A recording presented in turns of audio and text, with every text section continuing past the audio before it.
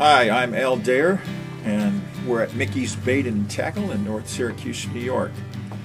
And I think it's time we do a jig. We tie a jig that imitates a crayfish. Most of the jigs that we've done so far have been very minnow oriented. And obviously crayfish represent such an important part of any fish's diet, whether you fish for trout, bass, pike, it doesn't seem to matter. They all want to eat crayfish. And here at the shop we sell a lot of the live crayfish, obviously, but our jig customers will sometimes use a jig to imitate a crayfish, more often a jig that's colored in browns and oranges and sometimes olives and browns. But this particular item, which is a very easy tie, as you soon will see, borrows from the fly tyers repertoire, in that we're using Mr. Ringneck Pheasant to accomplish what we need to do in order to imitate a crayfish. And the best part of the ringneck pheasant that we can use for this fly or jig, however you want to call it, are the feathers that come from the pelt of the ringneck pheasant.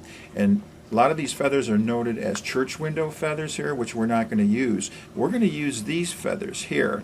They're sort of a copper colored, and they have a black list towards the end.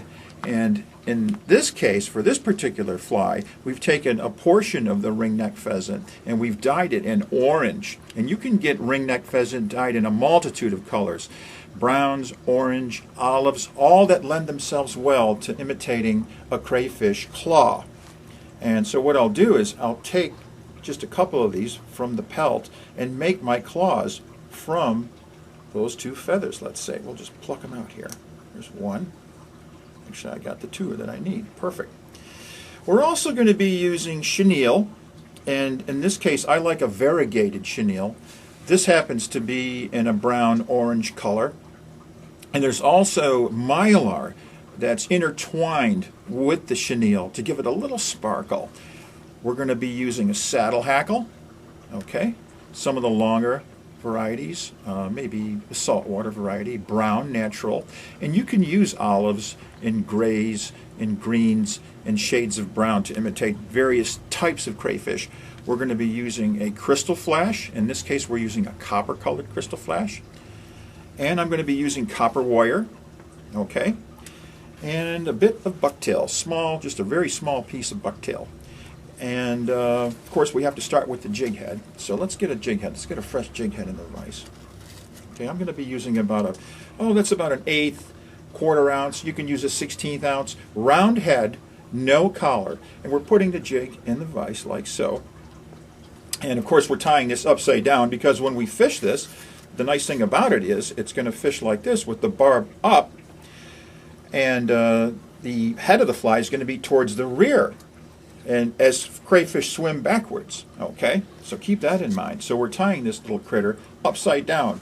So we'll keep in mind doing that. I'm using a monocord, which is a medium thread, not the finest threads that you would normally associate with tiny flies, or the heaviest thread associated with large jigs. It's a monocord. Okay, I suppose it'd be maybe about a 3/0. We'll get that established. Okay, that's pretty good. Here's my scissors, get the excess off. The first thing I'm going to put on is a little piece of bucktail. We're not using a lot here. This kind of imitates the feelers. Very sparse piece of bucktail. I'll cut that to size.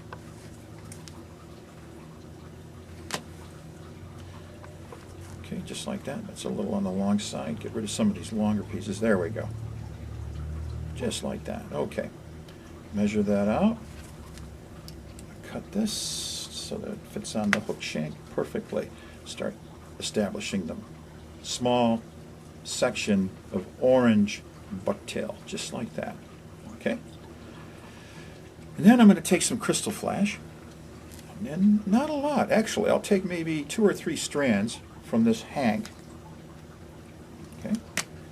And then we'll just tie that in right about somewhere in the middle. Okay, so we've got some protruding from the front and some protruding from the rear, and I'm going to fold that over, and there's about 6 or so strands of your copper colored crystal flash, and you can use a pearlescent crystal flash too, and that's some kind of long, a little bit on the long side, so I'm going to trim some of that. Don't trim the bucktail. You want to leave those nice and pointy as they come natural, but the mylar, you can trim that back a little. Okay, now we've got our mylar established.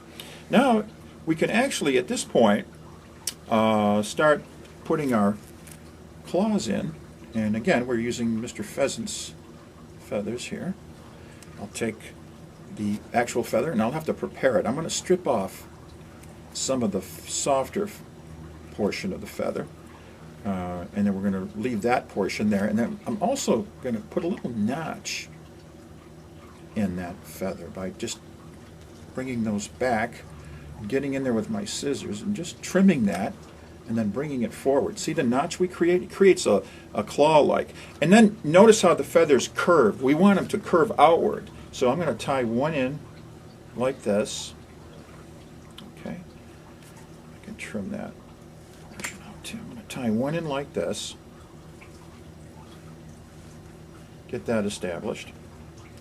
And I'll do my other feather too. We'll again strip off some of the softer, and then we'll bring that back like this, and I'm going to trim that like that, create that notch, bring those forward again, and just the opposite direction. We want that to go like this, see, opposite of the first one we tied in.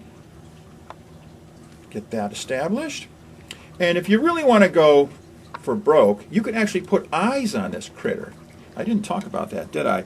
Eyes can come pre-packaged like so, or you can make your own. Get some 30 or 40 pound test monofilament like this, okay? And then you take a lighter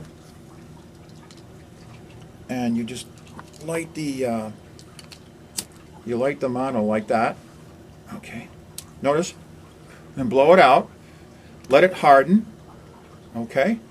And you take some good old paint. You could use black. You can use any color you want, gold, okay? You can dip it inside the paint and coat it, and what you do is you cut that like this, see, and you burn the other side,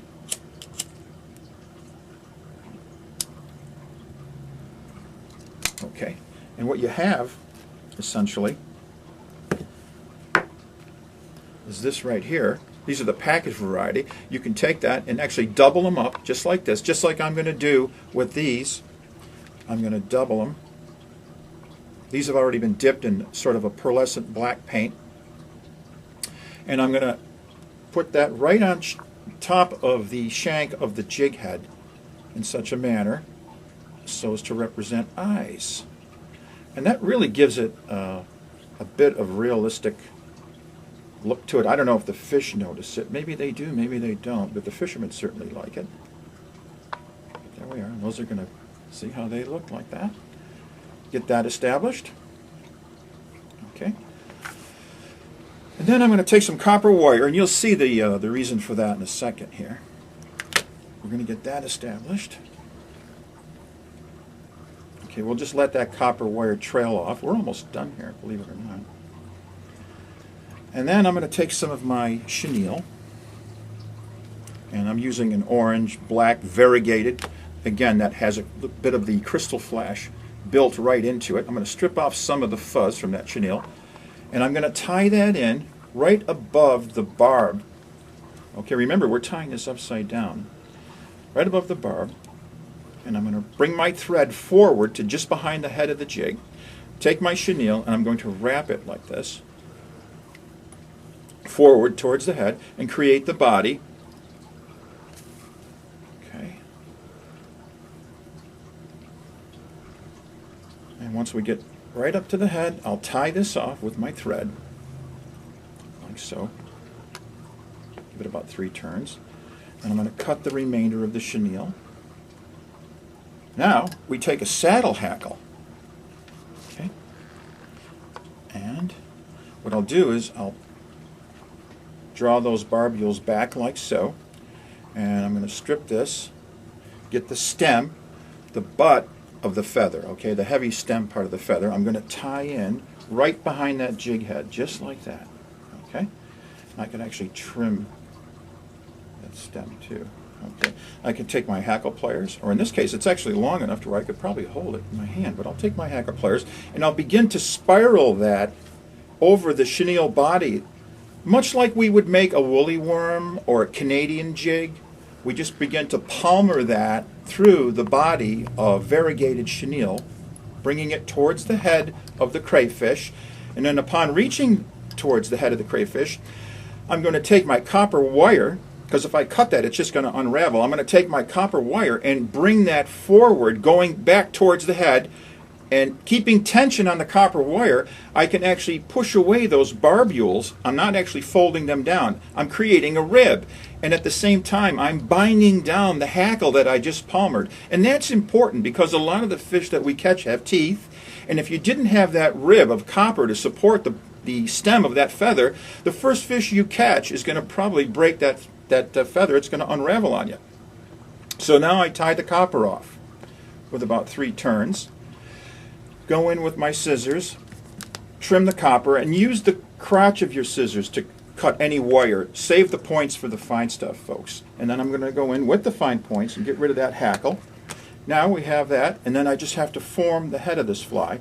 Wrap it a good, I don't know, 15, 20 times.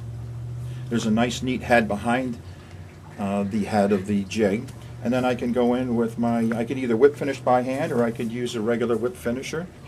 I can whip finish by hand. I think it's been a while since I've done this, but I can do this. 2, 3. It's like wrapping a rubber band around the end of a plastic bag, whip finishing by hand. It takes a little practice. That's all. We're good at 5 basic half hitches. Put my scissors in there, pull that down. We just pull the thread over itself 5 times. And I'm going to cut. And then there you have it. There's your crayfish jig. Again, this guy's upside down, so he's going to fish like this, see? But you can see the eyes, you can see the claws, you can see the feelers made from the bucktail. The copper crystal flash gives a little appeal. The saddle hackle certainly gives it a buggy effect. And the jig head is brown, and it's going to fish right on bottom with the point up. And it's going to look just like a crayfish. If we hop it along, we can catch smallmouth bass on this. We can catch just about anything that swims that requires crayfish for their diet. Well, thanks for being here. And once again, this is Al at Mickeys Bait and Tackle saying goodbye. Take care.